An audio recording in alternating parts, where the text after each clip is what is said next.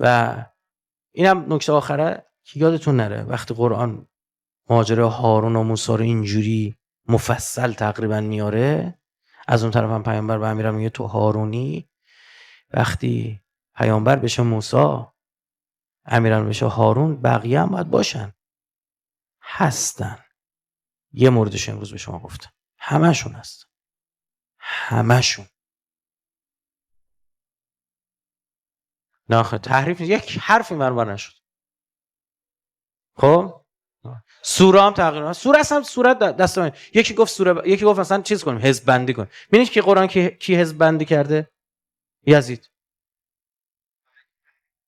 نه ببین این جمله کامله، انما یرید الله لیذهب عنکم الرجس اهل الارض، کامله. خب اما این که اگر ما درست میفهمیدیم این کجا اومده، خب به فهم بیشتر. الان ما نمیدونیم در مورد اهل بیت، چرا بخش عمده تو جهان اسلام میدونن در مورد اهل بیت، ما نمیدونیم کوثر حضرت زهرا است، اون معنی واقعی کثرت در آل ابراهیمه. میدونیم دیگه.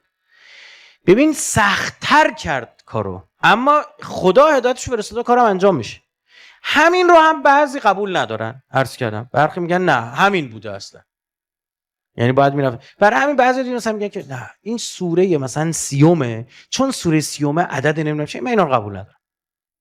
بنده قبول ندارم، حالا کسی که قبول داره من اینا رو قبول ندارم، چون اینا قرآن امیرالمومنین. پس بفهمید چه فرقی داشت.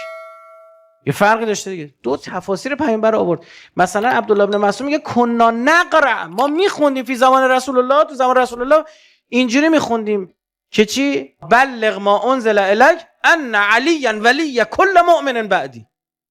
میگه ما اصلا آیه رو اینجوری میخوندیم. یعنی چی؟ یعنی توضیح پیامبر بخشی از آیه میدونستن. این آیه نیستا، توضیح پیامبر بود. همونجا گفتن یعنی چی؟ گفت یعنی ان علی ولی کل مؤمن بعدی. اینو دیگه اهل سنت نقل کردن، این تو روایت ما نیست. میگه کنا نقرأ، ما اینجوری میخوندیم فی زمان رسول الله، بلغ ما انزل الیک ان علی ولی کل مؤمن بعدی.